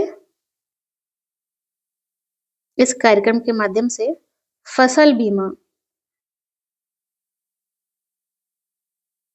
लाया गया, फसलों की बीमा किया जाएगा। क्यों किया जाए? फसल बीमा की क्या जरूरत है? इसलिए कि अगर फसल किसी कारण से फसल को क्या हो जाए, नुकसान हो जाए। कौन से कारण हो सकते हैं? जैसे सूखा की स्थिति हो जाए या बाढ़ आ जाए तो फसल खराब हो जाएगी, चक्रवात आ जाए तो फसल खराब हो जाएगी, है ना। आग लग जाए, कई बार खेतों में आग लग जाती है तो भी फसल क्या हो गई, जल गई। या फिर कोई फसल को बीमारी लग गई जिसके कारण फसल पूरी की पूरी खराब हो गई। तो ऐसी स्थिति में फसलों का क्या किया जाए, बीमा किया जाए, लेकिन जिससे किसानों को लाभ मिले। इसके अतिरिक्त कम दर पर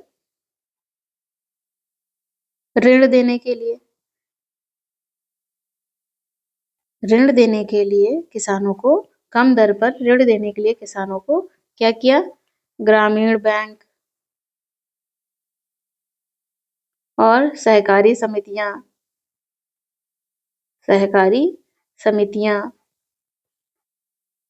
इसके अतिरिक्त बैंकों की स्थापना सम्मिलित थी, बैंकों की स्थापना की गई। बहुत से बैंक स्थापित भी किए गए और कुछ का मर्जर भी किया गया, है ना। तो ये सब क्यों किया गया?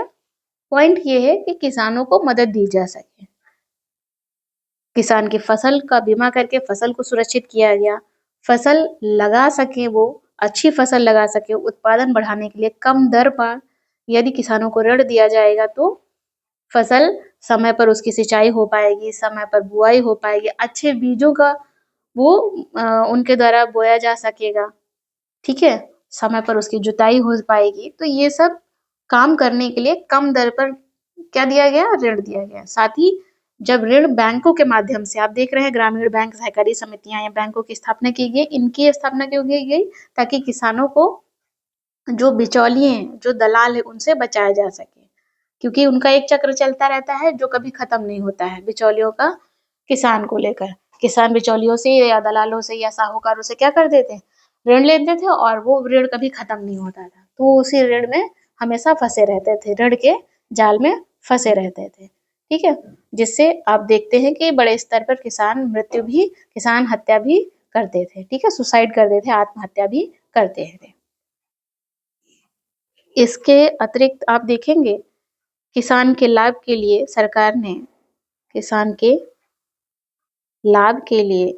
सरकार ने और क्या किया, जैसे किसान क्रेडिट कार्ड सरकार लेकर आई, किसान क्रेडिट कार्ड की शुरुआत की। क्या है इस क्रेडिट कार्ड में? कम ब्याज पर आसान ऋण, कम ब्याज पर आसान ऋण। क्या लाभ होंगे आपने अभी जाना, जब कम ब्याज पर आसान ऋण मिलेगा तो क्या क्या लाभ हो सकते हैं, आपने अभी जाना। कब आया था ये? 1998 में। इसके अतिरिक्त किसानों के लिए सरकार व्यक्तिगत दुर्घटना बीमा योजना भी लेकर आई, दुर्घटना बीमा योजना। ये सब कृषि से जुड़े हुए हैं, ठीक है। पर्सनल एक्सीडेंट इंश्योरेंस स्कीम की शुरुआत की। जैसे इसकी जरूरत क्यों पड़ी?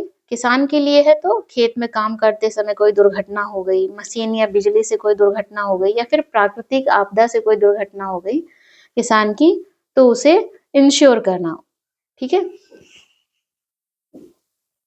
इसके अतिरिक्त किसानों की सहायता के लिए आकाशवाणी, रेडियो, है ना, और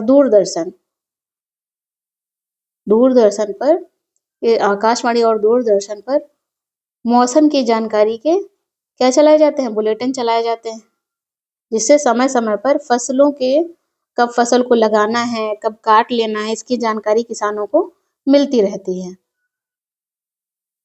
इसके अतिरिक्त कृषि से जुड़े हुए कुछ कार्यक्रम भी प्रसारित होते हैं, जिससे कृषि में किसानों को ये पता चल सके कि यदि सपोज करिए आप कोई किसान कपास लगा रहा है, तो उसे पता चल सके कि कपास को लगाने में क्या-क्या सावधानियां बरतनी है, किस तरह के उसमें कीटनाशक डालने हैं, कितनी मात्रा में डालने हैं, ये सब उसे जानकारी मिल सके। तो कृषि कार्यक्रम के माध्यम से उसे ये सब जानकारी मिल पाती है। इसी के साथ किसानों को बिचौलियों और दलालों के शोषण से एक तो पक्ष इस तरह से था कि ऋण उसे किसानों को यदि संस्थागत जो संस्थाएं हैं, औपचारिक संस्थाएं, उनके माध्यम से, सरकार के माध्यम से दिया जाएगा, तो क्या होगा, उन्हें आत्महत्या करने की आवश्यकता नहीं पड़ेगी। ठीक इसी प्रकार जो किसान है उनको बिचौलियों और दलालों के शोषण से बचाने के लिए सरकार ने किसानों के लिए न्यूनतम समर्थन मूल्य की व्यवस्था की, न्यूनतम समर्थन मूल्य की व्यवस्था की, या न्यूनतम सहायता मूल्य, that is MSP, minimum support price. क्या है ये एमएसपी? कैसे ये सहायता कर रही है सरकार? एमएसपी वो न्यूनतम कीमत है, सबसे कम कीमत है, जिस पर सरकार किसानों से क्या करती है, उनकी फसल खरीदने की गारंटी देती है, ताकि किसानों को नुकसान ना हो। क्या होता है, कई बार जो किसानों की फसल है वो बाजार में, सपोज करो कि एमएसपी चावल की कीमत मान लेते हैं 100 रुपए तय कर दी गई है, ठीक है, कितनी, 100 रुपए, 1 क्विंटल, 1 किलो, जो मानना है आप मान लो, ठीक है, 100 रुपए तय कर दी है। लेकिन बाजार में पहुंचने पर पता चलता है चावल की कीमत क्या हो गई है, कम हो गई है, बाजार में जो कीमत है वो 80 रुपए चल रही है, तो किसान का नुकसान कितना हो गया, 20 रुपए का, है ना। इस स्थिति में जो सरकार है वो क्या करेगी, उसने 100 रुपए तय किए थे, है ना, एमएसपी कितना तय किया था, 100 रुपए, तो सरकार 100 रुपए पर ही किसान की उपज को खरीदेगी, दैट इज न्यूनतम समर्थन प्राइस, ठीक है। तो जो न्यूनतम समर्थन मूल्य है वो कीमत है जिस पर सरकार किसानों से उसकी फसल खरीदने की गारंटी देती है, ताकि किसानों को नुकसान ना हो। इसकी जो सिफारिश होती है वो कृषि लागत एवं मूल्य आयोग करता है।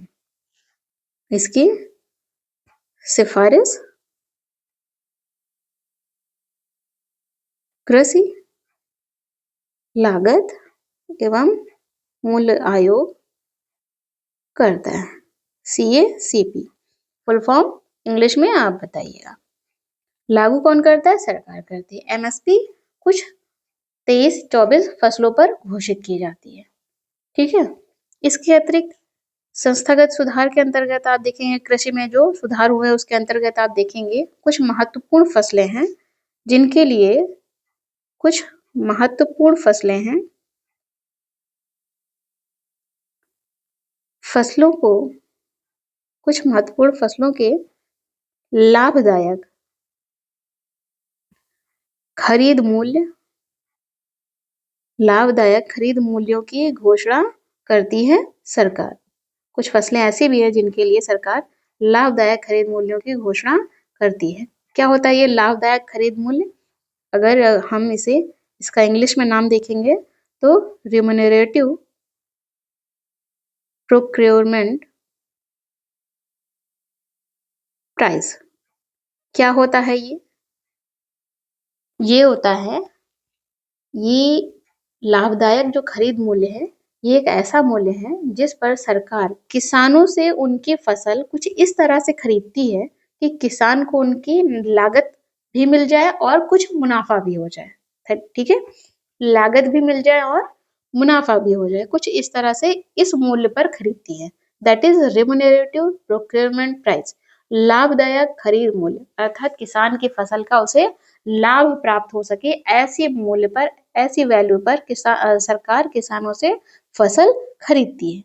लेकिन कुछ कुछ ही फसलें आती हैं, ठीक है, तो किसानों के लिए इस तरह से भी व्यवस्था की गई है, तो इसे हम ध्यान में रखेंगे। इस तरह से सुधार किए गए हैं बड़े इसी के साथ अब हम देखेंगे कि कृषि का योगदान क्या है अर्थव्यवस्था में, रोजगार में, उत्पादन में।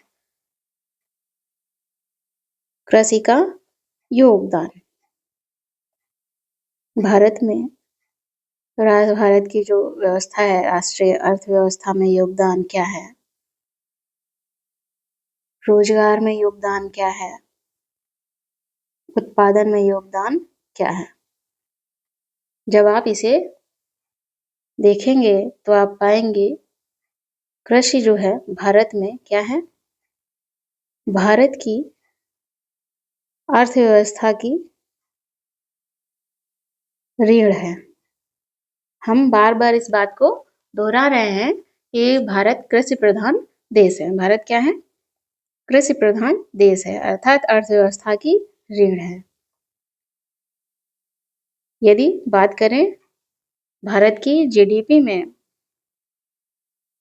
जीडीपी सकल घरेलू उत्पाद, देश के अंदर एक देश के अंदर एक वर्ष के भीतर जो कुछ भी उत्पादन होता है उसका जो कुल मूल्य होता है वो क्या है? सकल घरेलू उत्पाद। कुल मौद्रिक मूल्य उसे कहते हैं सकल घरेलू उत्पाद। तो जीडीपी में जो कृषि का योगदान है भारत में, इस योगदान का अनुपात क्या है? 1951 से लगातार घट रहा है। स्वतंत्रता के बाद से लगातार घट रहा है, ऐसा ही कह सकते हैं। ठीक है। अगर आप इसे 2010 और 11 के अनुसार देखेंगे, 2010-11 में लगभग कृषि जो है लगभग 52% जनसंख्या को, कितनी जनसंख्या है? 52%, 52% जनसंख्या को रोजगार दे रही थी। कितनी जनसंख्या? 52% जनसंख्या को कौन सा क्षेत्र रोजगार दे रहा है? कृषि। अकेली कृषि जो है 52% जनसंख्या को, भारत देश की 52% जनसंख्या को रोजगार देता है। और इनके लिए क्या है? आजीविका का साधन है। इसके 52% जनसंख्या के लिए आजीविका का साधन है, भरण पोषण का साधन भी है। तो आप देख सकते हैं इतनी बड़ी जनसंख्या को कौन रोजगार दे रहा है? कौन सा क्षेत्र? कृषि। लेकिन आपने जाना कि 1951 से जीडीपी में कृषि का जो योगदान है वो लगातार घट रहा है, जो कि क्या है? एक गंभीर चिंता का विषय है। गंभीर चिंता का विषय है ना? और इसके लिए हमें क्या करना होगा? योगदान बढ़े उसके लिए हमें कुछ आधुनिक प्रयास करने होंगे। आधुनिक प्रयास करने होंगे। जैसे कि क्या प्रयास किए गए हैं? भारत में कृषि के योगदान को बढ़ाने के लिए क्या प्रयास किए गए हैं? भारतीय कृषि अनुसंधान परिषद, अनुसंधान परिषद मीन्स कि कृषि के क्षेत्र में रिसर्च किया जाएगा। यहाँ पर कृषि विश्वविद्यालयों की स्थापना की गई है, जिससे जो युवा पीढ़ी है उनको कृषि से परिचित कराया जा सके, समझाया जा सके, कृषि की ओर वो लोग बढ़ें। इसके अतिरिक्त पशु चिकित्सा सेवाएं, इनकी शुरुआत की गई है। कोई ये नहीं कहेगा कि कृषि में पशु कहाँ से आ गए हैं, क्योंकि आपने सबसे पहले जाना था कि कृषि के अंतर्गत पशुधन पालन शामिल है। तो पशु चिकित्सा सेवा, पशुओं की देखभाल की जाएगी। पशु प्रजनन केंद्र की स्थापना की गई है। प्रजनन केंद्र की स्थापना की गई है। इसके अतिरिक्त बागवानी विकास किया जा रहा है और साथ ही मौसम विज्ञान और मौसम के जो पूर्वानुमान है, पहले से पता चल जाता है ना कि कल बारिश होने वाली है या धूप निकलने वाली है। पूर्वानुमान के क्षेत्र में अनुसंधान, रिसर्च और विकास को वरीयता दी गई है। विकास को वरीयता दी गई है। तो इस तरह से जो नई चीजें हैं, आधुनिक चीजें हैं, उनको कृषि के क्षेत्र में शामिल किया गया है। तो आपने अर्थव्यवस्था के स्तर से जाना, रोजगार के स्तर पर कितने कृषि का क्षेत्र जो है कितने बड़े जनसंख्या को रोजगार देता है, ये भी आपने जान लिया है। और किस तरह से सुधार किए जा रहे हैं, आधुनिक प्रयास किए जा रहे हैं, वो भी आपने देखा। तो बेसिकली हमने क्या जाना इसमें, जीडीपी में कृषि का योगदान जो है वो बहुत कम है। क्यों कम है? अगर कुछ लाइनों में हमें कहना हो तो जीडीपी में, भारत की जीडीपी में कृषि का योगदान क्या है? कम है ना? लगातार कम हो रहा है। क्यों कम हो रहा है? क्योंकि सहायकी, सहायकी क्या होता है? सहायकी कम है। सब्सिडी, सहायकी दैट इज सब्सिडी। सरकार के द्वारा किसानों को जो सहायता दी जाती है, आर्थिक सहायता, उसे क्या कहते हैं? सहायकी कहते हैं, सब्सिडी कहते हैं। जैसे खाद पर राहत दे दी जाती है। राहत से मतलब सपोज खाद सामान्य तौर पर 600 रुपए में मिलती है। सरकार अगर उसमें सहायता देगी तो सरकार ने कहा कि आप किसानों को खाद कल से 300 रुपए में मिलेगी। तो 300 रुपए कौन देगा? सरकार देगी। ठीक है, तो खाद क्या हो गई? सस्ती हो गई। तो इस तरह से सरकार क्या करती है? सहायता देती है। लेकिन भारत में जो सब्सिडी है वो कम है। सब्सिडी सरकार के द्वारा कम की दी जाती है। जब सब्सिडी कम दी जाएगी तो जो फसल उत्पादन होगा, जो भी फसल लगाई गई है, उसकी जो लागत होगी क्या होगी? बढ़ जाएगी। ये हमेशा ध्यान रखना। और जब लागत बढ़ जाएगी तो जो फसल का मूल्य होगा वो भी अंत में बढ़ जाएगा। और जब वो फसल अंतरराष्ट्रीय बाजार में बेची जाएगी तो वो अंतरराष्ट्रीय प्रतिस्पर्धा नहीं कर पाएगी, अंतरराष्ट्रीय बाजार से प्रतिस्पर्धा नहीं कर पाएगी। कहने का तात्पर्य ये है कि फसल की कीमत बढ़ जाने से अंतरराष्ट्रीय बाजार में भारतीय फसल नहीं बिकेगी, है ना? कौन सी बिकेगी? जो सस्ती होगी। सस्ती कौन सी है? विकसित देशों की फसलें। उनकी सस्ती क्यों है? क्योंकि वहां पर सब्सिडी बड़ी मात्रा में दी जाती है किसानों को। इसके अतिरिक्त अंतरराष्ट्रीय प्रतिस्पर्धा बढ़ जाएगी। इसके अतिरिक्त क्या होगा? कृषि उत्पादों पर आयात कर कम कर दिया है। जो भारत में कृषि उत्पाद हैं, कृषि उत्पादों पर आयात कर, इंपोर्ट ड्यूटी कम कर दी गई है। इसका प्रभाव क्या होगा? जो विदेशी कृषि उत्पाद हैं वो क्या हो जाएंगे? सस्ते हो जाएंगे। उनके उत्पाद जो भारत में आ रहे हैं वो सस्ते हो जाएंगे। और सस्ते हो जाएंगे तो कौन से खरीदे जाएंगे? भारत में ही उत्पाद जो लोगों के द्वारा खरीदे जाएंगे वो विदेशी उत्पाद खरीदे जाएंगे, क्योंकि वो सस्ते हैं। तो नुकसान किसका हो रहा है? घरेलू किसान का।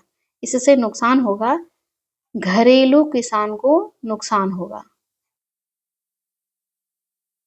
क्यों नुकसान हो रहा है? क्योंकि कृषि उत्पादों पर आयात कर कम कर दिया गया है। नुकसान होगा। इसके अतिरिक्त कृषि में निवेश भी, भारतीय कृषि में निवेश भी, पूंजी निवेश भी क्या किया जा रहा है? कम किया जा रहा है। और पूंजी निवेश भी कम होगा तो क्या होगा? रोजगार कम होगा, रोजगार कम उत्पन्न होंगे। तो आपने देखा कृषि का योगदान किस तरह से भारत में आपको दिखाई पड़ता है।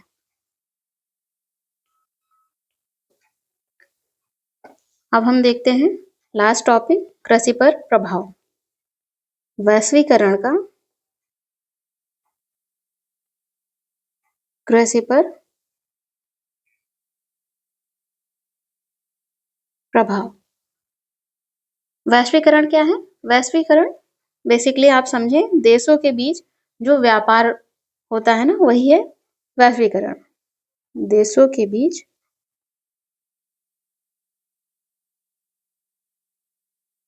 व्यापार बढ़ना क्या है? वैश्वीकरण है। आयात निर्यात खुला होना चाहिए, आसानी से आयात निर्यात किया जा सके। व्यापार के अंतर्गत ये दोनों ही आएंगे, आसानी से किया जा सके। तो कृषि पर क्या प्रभाव पड़ा? आयात निर्यात की बात कर रहे हैं तो आयात निर्यात पहले भी होता था। जैसे कि 19वीं शताब्दी में मसालों का निर्यात किया जाता था, भारतीय मसालों का।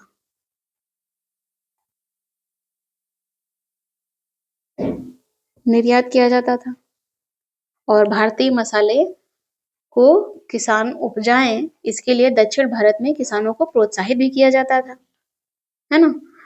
यही हम आगे जब देखेंगे ब्रिटिश काल में देखेंगे तो जो अंग्रेज व्यापारी जब भारत में आए तो उन्होंने किसकी तरफ उनका ध्यान गया? कपास की ओर क्या हुए? आकर्षित हुए। क्यों? क्योंकि अंग्रेज कहाँ से आए थे? ब्रिटेन से आए थे। ब्रिटेन में जब अंग्रेज यहाँ पर आए थे भारत में, तो वहां पर प्रौद्योगिकी उद्योगों का विकास हो चुका था, कपास की ओर आकर्षित हुए, है ना। तो वहां पर उद्योगों का विकास हो चुका था, तो उन्हें क्या चाहिए था? कच्चा माल चाहिए था। तो जो भारतीय कपास है वो ब्रिटेन में सूती वस्त्र उद्योग के लिए क्या है? कच्चा माल था। और इसका जो भारतीय कपास है उसका बड़े पैमाने पर भारत से ब्रिटेन की ओर क्या किया जाता था? निर्यात किया जाता था। तो आप देख रहे हैं जो वैश्वीकरण का प्रभाव क्या हो रहा है कि भारत के जो संसाधन है उनका निर्यात कहाँ हो रहा है? दूसरे देशों की ओर हो रहा है। जैसे कि ब्रिटिश काल में अंग्रेजों का जब शासन था तब हमारे भारत के संसाधन कहाँ जा रहे थे? ब्रिटेन की ओर जा रहे थे। ब्रिटेन में सूती वस्त्र उद्योग कहाँ पर लगे हुए थे?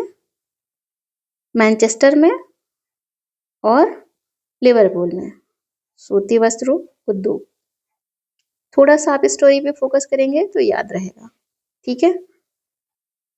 मैनचेस्टर और लिवरपूल। वहीं आप देखेंगे अंग्रेजों के द्वारा नील की खेती करने के लिए भी दबाव डाला गया। अंग्रेजों के द्वारा नील की खेती करने के लिए भी भारत के किसानों पर दबाव डाला गया। खेती करने के लिए भारत के किसानों पर दबाव डाला गया, है ना। नील की खेती के संदर्भ में आपको याद होगा 1917 में जो चंपारण आंदोलन हुआ था। अगर आपने इतिहास थोड़ा बहुत भी पढ़ा होगा, जो गांधी जी के नेतृत्व में ये आंदोलन आगे चला था।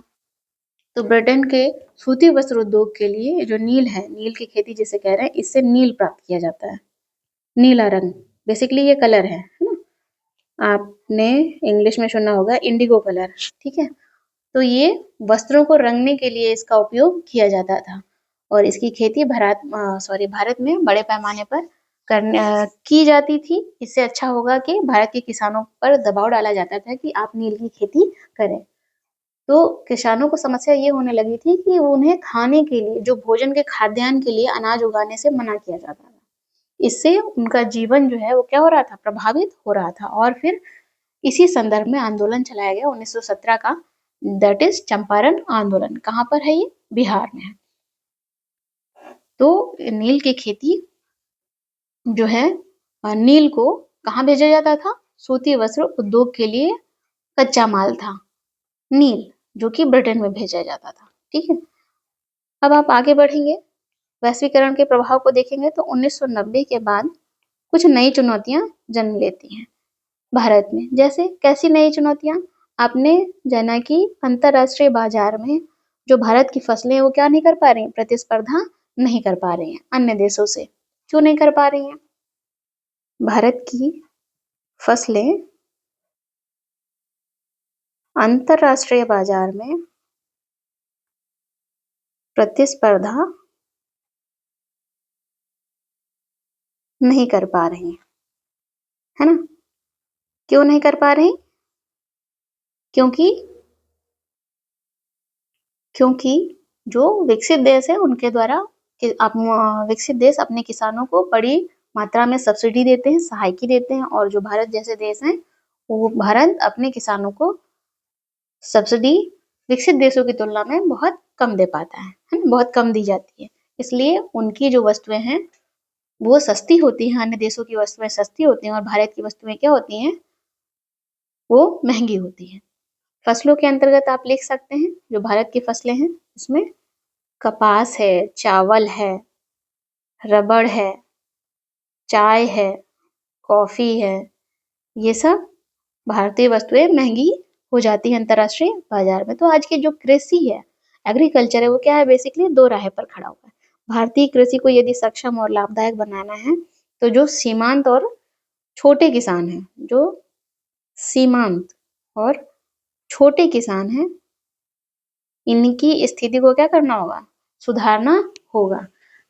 हालांकि प्रयास किया गया था, कैसा? जैसे कि हरित क्रांति के माध्यम से, श्वेत क्रांति के माध्यम से। हरित क्रांति जो कि खाद्यान्न उत्पादन के बढ़ाने पर केंद्रित थी, लेकिन आज के समय में हरित क्रांति क्या है? विवादों में है। क्यों? क्योंकि हरित क्रांति अर्थात खाद्यान्न का उत्पादन बढ़ाने के लिए इसे किया गया। तो हरित क्रांति में के अंतर्गत जो फसलें उगाई गई, जैसे चावल और गेहूं, बड़े पैमाने पर इसमें उत्पादन बढ़ा, लेकिन उत्पादन किन शर्तों पर बढ़ा? इसमें रसायन का उपयोग बहुत अधिक किया गया, उर्वरकों का उपयोग बहुत अधिक किया गया, जिससे नुकसान ये हुआ कि कीटनाशकों का उपयोग बहुत अधिक किया गया, सिंचाई बहुत बड़े पैमाने पर उपयोग की गई। तो जैव विविधता कहीं न कहीं विलुप्त होती दिखी, भूमि का निम्नीकरण होता दिखा। निम्नीकरण से तात्पर्य क्या है? मृदा की उर्वरता कम होती गई, है। तो मृदा खराब होती चली गई। तो ये हरित क्रांति के क्या है? नुकसान है। तो इसके अतिरिक्त कुछ नया करने की जरूरत है। जैसे आज के समय में जेनेटिक इंजीनियरिंग की बात की जा रही है कि बीज में परिवर्तन करके उसका उत्पादन बढ़ाया जाए। और वहीं बात करें आज के समय में, तो कृषि के संदर्भ में वास्तव में कार्बनिक खेती, ऑर्गेनिक कृषि की जानी बेहतर है ना? क्यों बेहतर है? अधिक चलन में है। ऑर्गेनिक खेती अधिक चलन में है, प्रचलन में है, ठीक है। क्यों? क्योंकि इसमें ना उर्वरक का, इस कृषि में ना उर्वरक का उपयोग किया जाता है, ना ही कीटनाशक का उपयोग किया जाता है। तो इससे क्या होता है? इस खेती को करने से पर्यावरण पर कोई भी नकारात्मक प्रभाव नहीं है।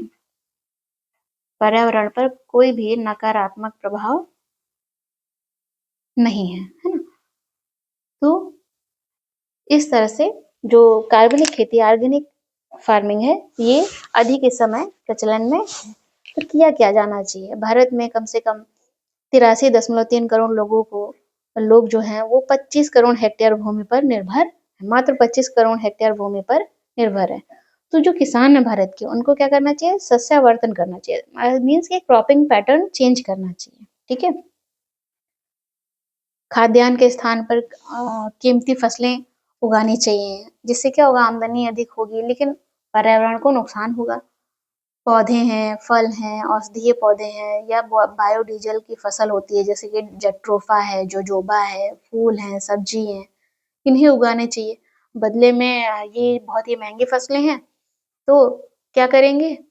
इन्हें देंगे दूसरे देशों को, और दूसरे देशों से खाद्यान्न ले लेंगे, चावल या अन्य फसलें उनसे ले लेंगे। और ये जो फसलें हैं बायोडीजल की हैं, फूल हैं, सब्जियां हैं, फल हैं, औषधीय पौधे हैं, इन्हें उगाने में बहुत कम सिंचाई की भी आवश्यकता होती है। लेकिन सवाल ये है कि ऐसा करना क्या ठीक होगा? भारत को जो पहले हरित क्रांति क्यों चलाई गई? क्योंकि भारत खाद्यान्न का आयात कर, भारत की स्थिति ऐसी हो गई थी, जब अंग्रेज भारत को छोड़कर गए तो भारत को खाद्यान्न आयात करना पड़ता था। आयात समझते हैं? दूसरे देशों से मंगाना पड़ता था। हमारे पास खाने के लिए, हाँ, हम अपने लोगों को भोजन उपलब्ध करा सकें पूरी तरह से, इसके लिए हमें भोजन दूसरे देश से मंगाना पड़ता था, ठीक है। खाद्य अन्न जो है दूसरे देश से मंगाना पड़ता था। तो भारत खाद्यान्न का क्या था? आयातक था शुरुआत में। लेकिन जब हरित क्रांति हुई, तो हरित क्रांति के बिल्कुल कुछ नुकसान हुए हैं, बड़े पैमाने पर नुकसान हुए हैं, लेकिन उससे जो लाभ हुआ है वो ये हुआ है कि भारत खाद्यान्न आयातक से क्या बन गया? खाद्यान्न निर्यातक बन गया है। ऐसे में हम, भारत जो है, खाद्य पदार्थों का आयात फिर से करना पड़े उसे, ये काफी क्या है? रिस्क लगता है इसमें, है ना? ऐसा करना ठीक होगा, नहीं होगा, मुश्किल है कहना, क्योंकि फिर से आयातक से निर्यातक और निर्यातक से फिर से आयातक बनना ठीक नहीं है।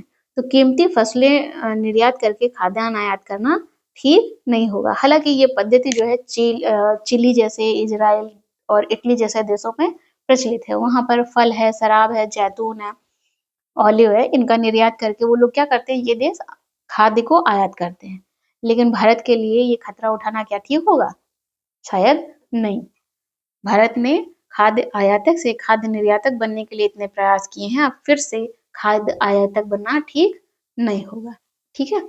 इसी के साथ ये क्लास यहीं पर समाप्त होती है, और मैं आपको बताती चलूँ कि नए वर्ष से यूपीएससी और पीसीएस के प्री के लिए जो है कोर्स शुरू किया जा रहा है और आप सभी से अपेक्षा है कि आप उन क्लासेस को अवश्य देखेंगे। धन्यवाद। 2026 के लिए ये क्लासेस होंगी।